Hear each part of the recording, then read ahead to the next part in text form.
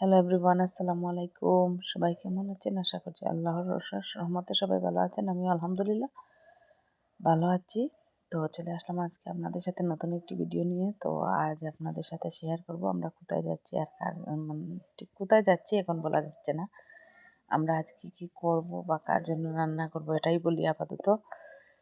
তো ফ্রিজে কিছু পিঠা রাখছিলাম, ওই পিঠাগুলা এখন আমি কুচি কুচি করে কেটে নিয়েছি, কারণ এগুলা ডিপে রাখলে ওই ঝুরঝুরে হয়ে যায়। আর ঝুরঝুরা আমার বাবা মানে আমার ছেলে, বড় ছেলে খাইতে খুব পছন্দ করে, যার কারণে আমি ওইভাবেই রাখি। তো ওইগুলো দিয়ে আমরা আপাতত নাস্তা করলাম, তারপর শুরু করে দিলাম রান্নাবান্নার কাজ।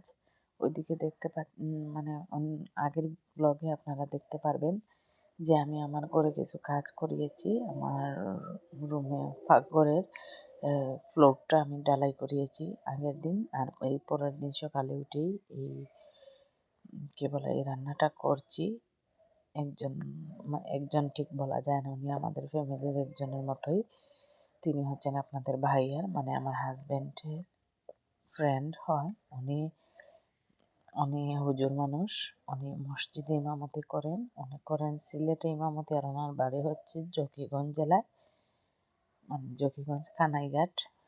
আমি ওই এলাকায় যাওয়া হয়নি আমার, যতটুকু আমি শুনছি যে জকিগঞ্জ কানাইঘাট এলাকায়, ওই এলাকার রাস্তাঘাট ব্যবস্থা মানে যোগাযোগ ব্যবস্থা তেমন একটা ভালো না, মানে ভালো না বলতেই ভালো না, কেমন ভালো না সেটা বলা সম্ভব হচ্ছে না, কারণ আমি তো দেখিনি, যতটুকু আমি শুনেছি আর কি, যে ওইখানে মানে এমন রাস্তা আছে যে ওইখানে গাড়ি পর্যন্ত যায় না। একসময় কারেন্টও ছিল না, ওই কিছুদিন হলো জাস্ট কারেন্টটা আসছে।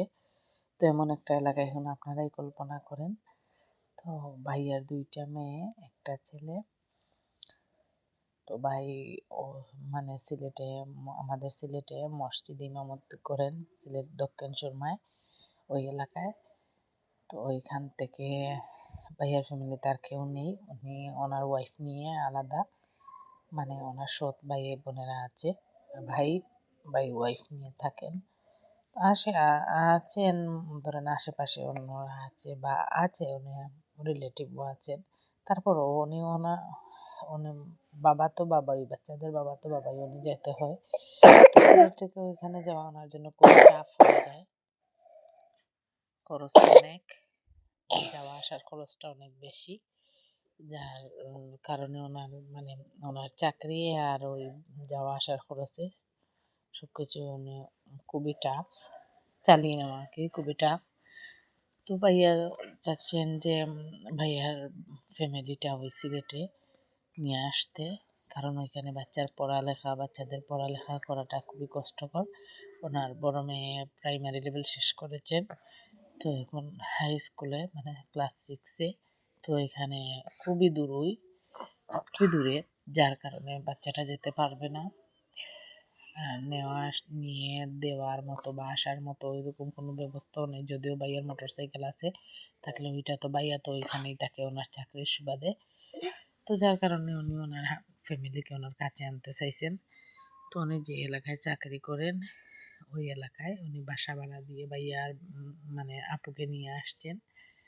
তো কাল ওনারা বাসায় আসছেন, মানে ঠিক কাল না, আজকে ওনারা বাসায় আসছেন, যার কারণে আমি ওনারা এসে তো নতুন একটা বাসায় যেহেতু আসবে অনেক দূর থেকে, প্রায় 4 থেকে 5 ঘন্টার জার্নি আমাদের এলাকায় আসতে, 4 থেকে 5 ঘন্টার জার্নি করে ভাইয়া আসবেন, এসে রান্না করে খাবেন, এটা তো খুবই কষ্টকর। তো যার কারণে যেহেতু ওখানে মানে আমাদের এই সিলেটে ভাইয়ার আর কোনো রিলেটিভ নেই, শুধু আছেন আমার হাজব্যান্ড, ওনারা জাস্ট ফ্রেন্ড। তো ফ্রেন্ড হলেও খুবই ভালো বন্ধু ওনারা, একে অন্যের, আমি যতটুকু আপনাদের ভাইয়ের কাছ থেকে শুনেছি, ওনারা একে অন্যের বিপদে আপদে সবসময় দুজনেরই পাশে থাকেন। তো ভাইয়া অনেকবার আমাদের বাসায় আসছেন, সেটা আমি দেখছি বা শুনেছি, কিন্তু ভাইয়ের সাথে আমার সরাসরি সামনাসামনি কোনো দেখা হয়নি। উনি অন্যান্য হুজুরদের সাথে আসা যাওয়া আছে, তবে আমার সাথে দেখা হয়নি। তো আজ ভাইয়া আর আপু আসছে, ভাইয়া আপুকে নিয়ে আসছেন, ওনার বাচ্চা নিয়ে আসছেন ওই বাসায়। তো আসার পরেই তো যে রান্না বান্না করে খাবেন ওইটা তো আর করা সম্ভব না এক জায়গা থেকে আর জায়গায়। তো ওনারা রওনা দিয়েছেন সকালে চা খেয়ে সকাল 7টায় ওনারা রওনা দিয়েছেন। তো ওখান থেকে মানে কিছু কিছু মাল নিয়ে আসছেন, যেটা খুবই জরুরি। 2টা খাট আনছেন, আর ফ্রিজ আনছেন, আর ওই যে কি বলে পালঙ্কের বেড, কম্বল, ওইগুলা কিছু আর্জেন্ট, যা কাপড় চোপড়, কিছু হালকা কিছু বাসন, এগুলো নিয়ে আসছেন। কারণ এক জায়গা থেকে আর জায়গায় সব কিছু তো কেনা আর সম্ভব না, আর একেবারে না আনলেও হবে না। তো ভাইয়া এগুলো নিয়ে আসছেন। আর যা লাগবে পরবর্তীতে, আর যা লাগবে তারা কিনবেন। আপাতত ওইগুলা নিয়ে আসছেন।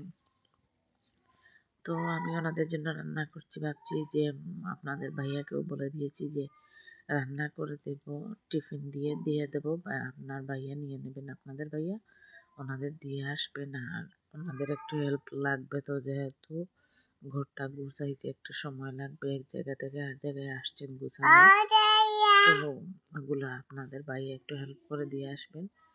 তো ওর জন্য আমি কিছু রান্না বান্না করে দিচ্ছি, যাতে ওনারা অনেক দূর থেকে এসে ওনারা হোটেলে উঠছে। তো আপনাদের ভাই বলছে কোথায় আসছেন, তো বলছে যে আমরা হোটেলে আছি বলে হোটেলে উঠছে, তো কিছু নাস্তা করো না, ভাত খাইবে না, ভাত আমি নিয়ে আসতেছি। তো এরকম আর কি। তো ওনাদের জন্য আমি টিফিন রেডি করে, টিফিনে সবকিছু ভরে রেডি করে দিছি, সবকিছু ভরে রেডি করে দিছি। টিফিনে ভাত দেইনি, কারণ ভাতটা একটি হটপট ক্যারিয়ারে দিয়েছিলাম, হটপটে যাতে ভাত ওনারা 5 থেকে মানে ওনারা, আমি জানি যতটুকু অতটুকু, যে ওনাদের 3টা বাচ্চা, 2টা মেয়ে 1টা ছেলে, আমার মতোই 3টা বাচ্চা, আর ওনার হাজব্যান্ড ওয়াইফ 2 জন। তো আমি জানি 5 জন, আরও 2-1 জন হতেই পারে, এটা অস্বাভাবিক কিছু না। তো আমি 6 থেকে 7 জনের খাবার দিয়ে দিছি। তো দেখতেই পাচ্ছেন আমি টিফিনের 4টি বাটিতেই তরকারি দিচ্ছি, থাকলে তো অসুবিধা নেই, ওনারা রাত্রেও খাইতে পারবেন। নতুন বাসা, নতুন কিছু গুছিয়ে নিতে অনেক সময় লাগবে, তো দিয়েছি একটু বেশি করে খাবার দিয়ে দিছি, যাতে রাত্রেও একটু খাইতে পারেন। তো সব কিছু আমি টিফিনে নিয়ে বসে, মানে সব কিছু টিফিনে রেডি করে দিয়ে ভাতটা দিছি হটপট ক্যারিয়ারে, যেটা বললাম, কারণ ভাতটা নাও হতে পারে, টিফিনে দিলে খুবই অল্প, তাই হটপটে দিছি।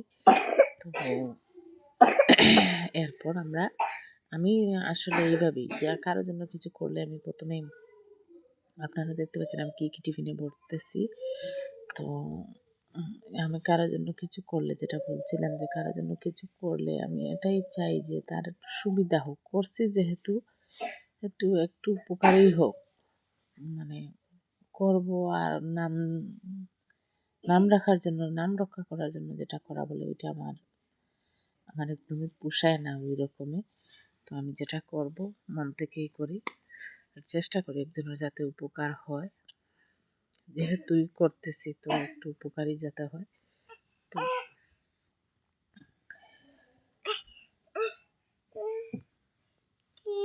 তো সব কিছু এইভাবে টিফিনে দিয়ে তারপর আমি যে কোনো সময় আমি পুরুষদের জন্য আগে খাবার, বাসায় আমাদের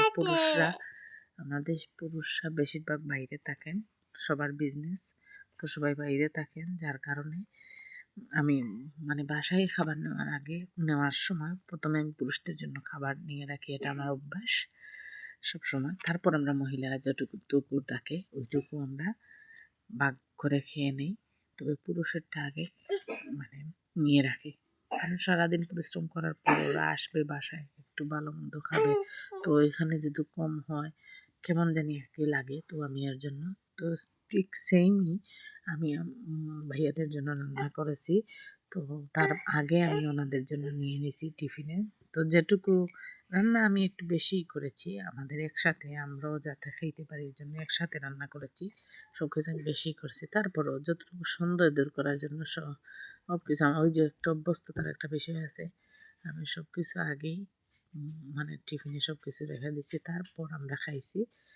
মানে খাবার খেতে বসে বসে হঠাৎ করে বলতেছি যে ভাবিকে মানে ওই ভাবি না, ওনাকে আমি আপু ডাকি। আপুটা দেখতে কেমন এরকম করে আপনাদের ভাইয়ের সাথে বলতেছিলাম, তো উনি বলতেছেন যে চলো দেখে আসবা, যেহেতু রান্না করছো নিয়েও যাইবা আর দেখেও আসবা। তো যেই কথা সেই কাজ। তো জানি না কি মনে হয়েছে, আমি নিজেই তারা মানে উনি বলতেই আমি রেডিও হয়ে গেছি। আর এর আগে উনি আমাকে বলছিলেন, আমি অবশ্য না করেছি যে না কেমন লাগতেছে আমার, ওনাকে আমি কোনোদিন দেখিনি আর এইভাবে হুট করে যাবো, এই জন্য তো ওনার কথাই রাজি হয়ে গেলাম। কেননা জানি না হঠাৎ করে মনটা চাইছিল, উনি বলতেই আমি রেডি হয়ে গেছি। তো বাচ্চাদের রেডি করে নিয়ে চলে গেলাম। তো এখানে দেখতে পাচ্ছেন বাসায় যাওয়ার পর আমরা গল্প করলাম, ভাই আর আপনাদের ভাইয়া, ওনারা দুইজন চলে গেছে। এই নিউ সোফাটা ওনারা আনছে, যে গদ্দি সোফা। আর ভাবি আসার সময়, ভাবি ঠিক সবসময় বলে বলি আপু ডাকি ওনাকে, আপু আসার সময় বড়ইগুলো দিছে, খুবই মজার বড়ই, খুবই মিষ্টি। তো কেমন লাগলো আজকের ভিডিওটা? সবাই ভালো থাকবেন, সুস্থ থাকবেন, আর আমার জন্য দোয়া করবেন। আমার ভিডিওটা কেমন লাগলো সবাই কমেন্ট করে জানাবেন, আমার পাশেই থাকবেন। সবাইকে ধন্যবাদ। আসসালামু আলাইকুম।